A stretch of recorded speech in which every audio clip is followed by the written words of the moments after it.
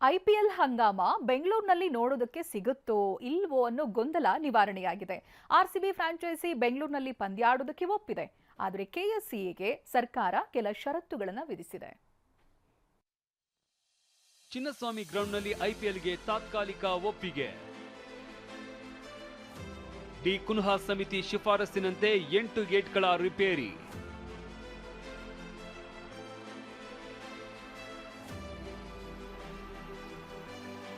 ಚಿನ್ನಸ್ವಾಮಿ ಕ್ರೀಡಾಂಗಣದಲ್ಲಿ ಮತ್ತೆ ಕ್ರಿಕೆಟ್ ಕಲರವ ನೋಡೋದಕ್ಕೆ ಸಿಗಲಿದೆ. ಆರ್ಸಿಬಿ ಮ್ಯಾನೇಜ್ಮೆಂಟ್ ತವರಿನಲ್ಲಿ ಐಪಿಎಲ್ ಪಂದ್ಯ ಆಡೋದಕ್ಕೆ ಒಪ್ಪಿದೆ.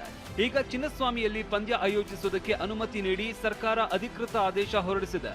ಕೆಎಸ್ಸಿಎ ಕಾರ್ಯಚಟುವಟಿಕೆ ಬಗ್ಗೆ ನಿವೃತ್ತ ನ್ಯಾಯಮೂರ್ತಿ ಕುನ್ಹಾ ನೇತೃತ್ವದ ತಜ್ಞರ ಸಮಿತಿ ಮೇಲ್ವಿಚಾರಣೆ ನಡೆಸಲಿದೆ.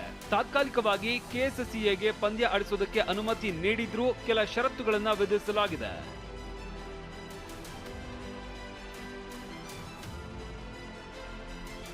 ಕರ್ನಾಟಕ ರಾಜ್ಯ ಕ್ರಿಕೆಟ್ ಸಂಸ್ಥೆ ನಿಯಮಿತವಾಗಿ ಪ್ರಗತಿ ವರದಿ ನೀಡಬೇಕು.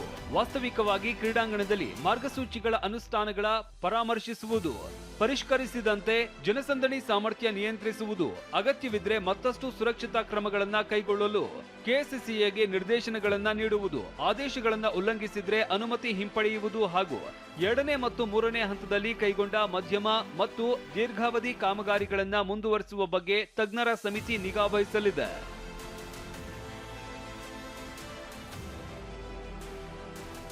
ಕುನ್ಹಾ ಸಮಿತಿ ಶಿಫಾರಸ್ಸಿನಂತೆ ಸ್ಟೇಡಿಯಂ ಸುತ್ತಲಿನ 21 ಗೇಟ್ಗಳ ಪೈಕಿ 8 ಗೇಟ್ಗಳ ಅಗಲೀಕರಣ ನಡೀತಾ ಇದೆ. 6 ಮೀಟರ್ ಹೇಳಿದ್ರೂ 9 ಮೀಟರ್ನಷ್ಟು ಗೇಟ್ ಅಗಲೀಕರಣವಾಗ್ತಾ ಇದೆ. ಬೆಂಗಳೂರಿನ ಚಿನ್ನಸ್ವಾಮಿ ಸ್ಟೇಡಿಯಂನಲ್ಲಿ ಐಪಿಎಲ್ ಪಂದ್ಯ ಆಯೋಜನೆಗೊಂಡಿದೆ. ಅದರಲ್ಲೂ ಸಹ ಆರ್ಸಿಬಿ ಪಂದ್ಯಗಳು ಸುಮಾರು 5 ಪಂದ್ಯಗಳು ಇಲ್ಲಿ ನಡೀತಿದೆ. ಜೊತೆಗೆ ಉದ್ಘಾಟನಾ ಪಂದ್ಯ ಮತ್ತು ಫೈನಲ್ ಪಂದ್ಯವೂ ಸಹ ಚಿನ್ನಸ್ವಾಮಿ ಸ್ಟೇಡಿಯಂನಲ್ಲಿ ನಡೆಸಲು ತೀರ್ಮಾನವಾಗಿದೆ.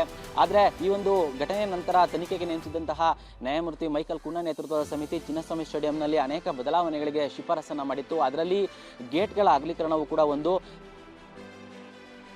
ಅಭಿಮಾನಿಗಳ ಎಂಟ್ರಿ ಎಕ್ಸಿಟ್ ಬಗ್ಗೆ ಮೊದಲೇ ಮಾಹಿತಿ ಕೊಡಲಾಗುತ್ತೆ. ಮಹಿಳೆಯರು, ಮಕ್ಕಳಿಗೆ ಪ್ರತ್ಯೇಕ ಪ್ರವೇಶ ಇರಲಿದೆ.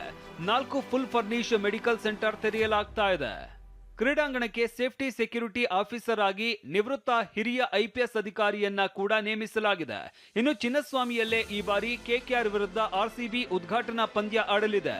5 ಮ್ಯಾಚ್ಗಳು ಅಲ್ಲದೆ 1 ಪ್ಲೇ ಆಫ್ ಜೊತೆಗೆ ಫೈನಲ್ ಪಂದ್ಯ ಕೂಡ ಚಿನ್ನಸ್ವಾಮಿಯಲ್ಲೇ ನಡೆಯಲಿದ್ಯಂತೆ.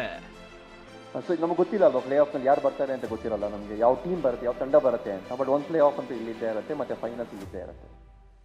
ಅಂತೂ ಚಿನ್ನಸ್ವಾಮಿಯಲ್ಲೇ ಐಪಿಎಲ್ ನಡೆಯಲಿದೆ ಅನ್ನೋ ವಿಷಯ ಫ್ಯಾನ್ಸ್ಗೆ ಖುಷಿ ಕೊಟ್ಟಿದೆ. ಕೆಎಸ್ಸಿಎ ಕೂಡ ಕಾಮಗಾರಿಯನ್ನ ವೇಗವಾಗಿ ಮುಗಿಸಬೇಕಿದೆ. ಪ್ರದೀಪ್ ಚಿಕ್ಕಾಟಿ, ಟಿವಿ9 ಬೆಂಗಳೂರು.